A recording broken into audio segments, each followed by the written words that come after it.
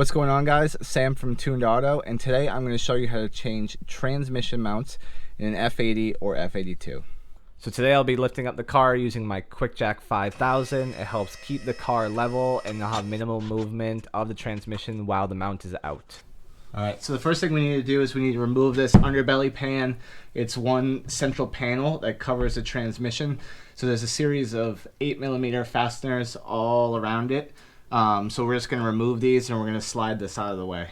So I forgot to mention it, but there is also one 10mm fastener at the rear end of the panel.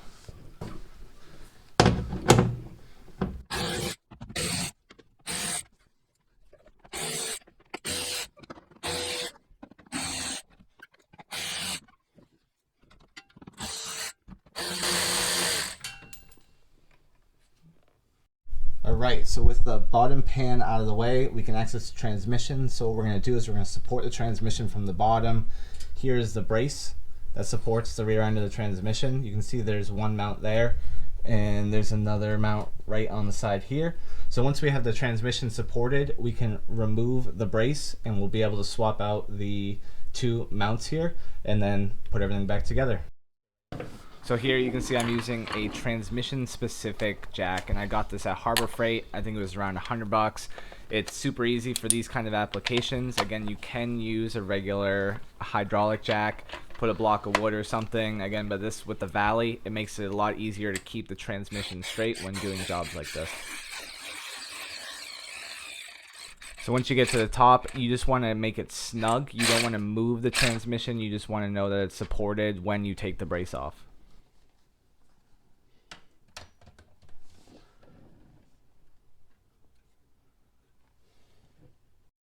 Now that we have the jack supported, there is 4 bolts holding on this brace, 2 here, and then 2 on this other side. So if we come over here, there is an e-torque bolt that holds on this exhaust bracket, so you have to take that off first. The exhaust will be fine suspending by itself without it, and then you can remove the 2 brace bolts on this side and we'll pull the brace off. So just a correction, there's actually 2 bolts here that will require an E10 socket to remove. So once you take those out, you can remove the brace holding the exhaust.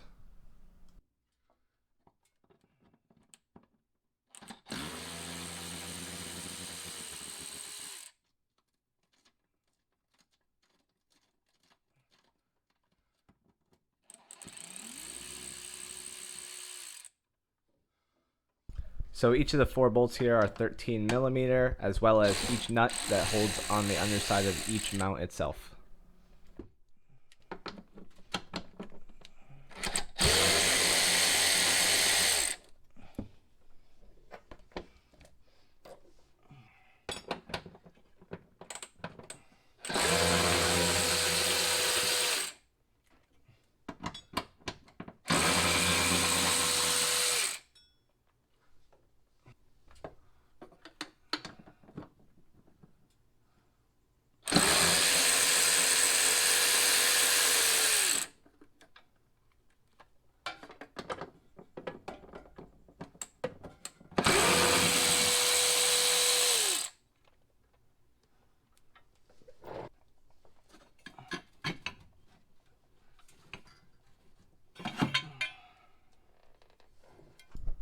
So anyone with a single mid-pipe conversion has a huge advantage here. So you can see the heat shield right above it. So this is kind of in the way for getting the top nut on each of the mounts. But again, if you have the single mid-pipe conversion, you can remove the few bolts that hold in that heat shield, and you can actually slide it out of the way, and so you can access the top nut. In my case, I wanted to prove that you can kind of do that without doing that for anybody that may have a stock exhaust. So what I did was I took a 13mm wrench and I was able to slide it in and access that top nut on both of them, and I was able to successfully slide out both of the mounts without removing that heat shield. So here's a side-by-side comparison of the 2 mounts. This is the factory mount.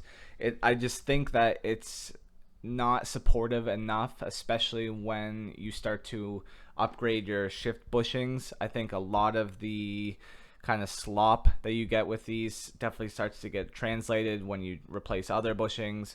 So I'm going to replace it with these Rogue ones. They're a little bit more robust. You can obviously see that they're thicker, but at the same time they're not as stiff as some other poly options, as this is a street car for me, so I'm not looking for too much vibration and hoping I get that OEM plus feeling. So one thing to note with these is on the factory ones, they have these little nubs on the top of them to kind of guide them into the correct position.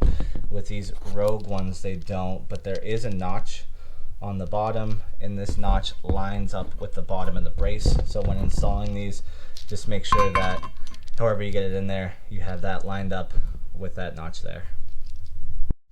So I think given the angle, I'm actually going to install these into the brace first and then raise it up, because I think it's going to be slightly hard to kind of line these tabs up when I lift them out into the car. So I'll install these on this first, and then I will raise this into the car. I'll try and see if I can get it on video. It's going to be fairly hard just given the space. So I installed the top nut on both mounts loosely, and that's what's holding it on the transmission. That's why the brace isn't falling. So I need to install the 2 outer bolts for the brace. I've torqued down this bottom nut to 14 foot-pounds. The brace bolts will also get torqued down to 14 foot-pounds. And then once I have that all tightened up, I can remove the jack and let the transmission sit on top of the mounts, and I will be able to tighten the top nut.